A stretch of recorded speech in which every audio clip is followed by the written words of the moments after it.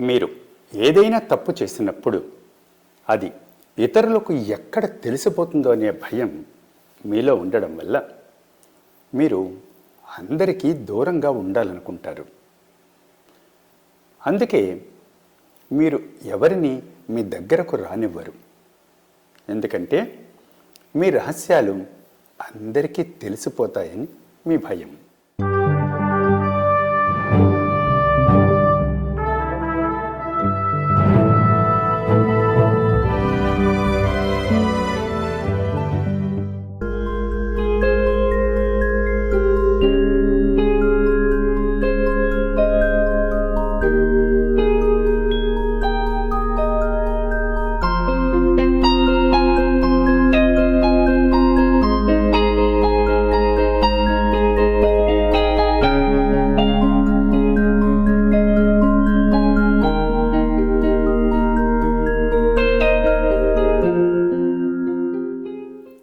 మీరు ఏదైనా తప్పు చేసినప్పుడు అది ఇతరులకు ఎక్కడ తెలిసిపోతుందో అనే భయం మీలో ఉండడం వల్ల మీరు అందరికీ దూరంగా ఉండాలనుకుంటారు.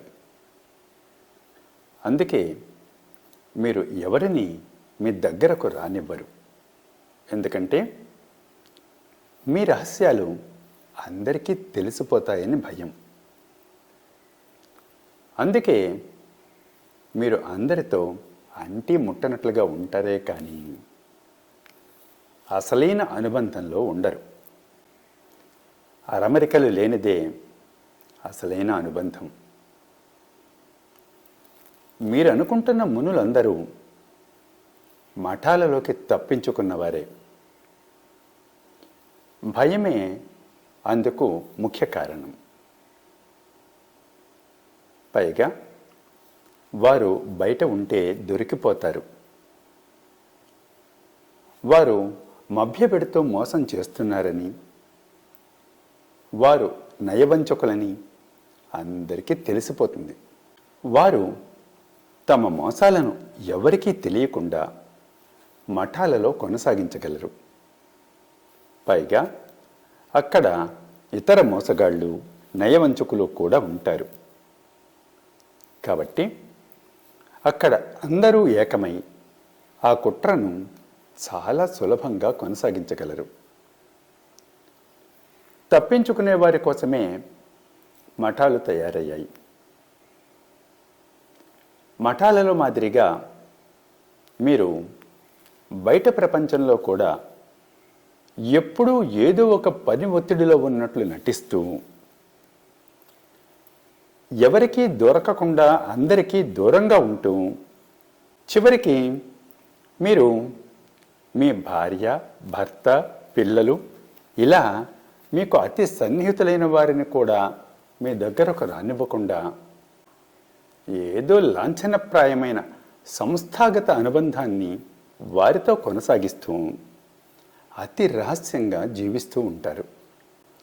తప్పు చేసినప్పుడు కలిగిన అపరాధ భావన వల్ల కలిగే భయం వల్ల మీరు ప్రేమించలేకపోతున్నారు.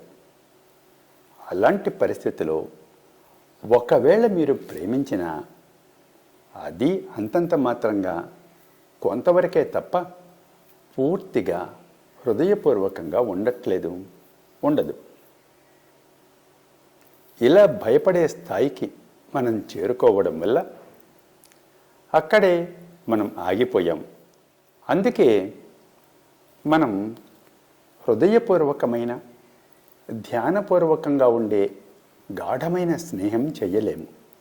కేవలం తప్పు చేశామనే అపరాధ భావనతో కూడిన భయం ఉండడం వల్లనే ప్రార్థిస్తున్నామని చెప్పేవారు చాలామంది ఉన్నారు. అది నిజమే. అంతేకాదు, అలాంటి వారు ఆ ప్రార్థనను కూడా సంపూర్ణంగా చెయ్యరనేది పరమ సత్యం. భయపడుతూ ప్రార్థన ప్రారంభించడం వల్ల వారు అంతకన్నా ముందుకు పోలేరు. పైగా ఆ ప్రార్థనను వారు ఏదో లాంఛనప్రాయంగా చాలా జాగ్రత్తగా వల్లిస్తారే కానీ ఆ ప్రార్థనలో వారు పరవశానికి లోనై పులకించరు. కేవలం తప్పు చేసినందువల్ల కలిగిన అపరాధ భావన వల్ల కలిగే భయమే ఆ జాగ్రత్తలకు మూల కారణం. దీనిని మీరు కాదనగలరా? కాబట్టి మిమ్మల్ని అపరాధ భావనకు గురి చేసే ఏ తప్పు చెయ్యకండి. అప్పుడు భయపడాల్సిన అవసరం, దానివల్ల మీరు చాలా జాగ్రత్తగా ఉండాల్సిన అవసరం మీకు ఎప్పుడూ రాదు. కాబట్టి అపరాధ భావనతో కూడిన భయం మిమ్మల్ని నూతన జీవన విధానాలను, నూతన శక్తి మార్గాలను, నూతన ప్రదేశాలను, నూతన దిశలను తెలుసుకోనివ్వకుండా మళ్ళీ మళ్ళీ పాతదారిలో వెళ్ళే రవాణా రైలు మాదిరిగా ముందుకి వెనక్కు వెళ్ళేలా మిమ్మల్ని ఊగిసలాటకు గురి చేస్తుంది. కాబట్టి మీరు అపరాధ భావనకు గురయ్యే ఏ తప్పు చేయకండి. అప్పుడు మీకు ఎలాంటి భయమూ ఉండదు. అప్పుడే మీరు అనవసరంగా భయపడుతూ అందరికీ దూరంగా ఉండకుండా, అలాగే ఏమాత్రం భయపడకుండా అందరినీ మీ దగ్గరకు ఆహ్వానిస్తారు.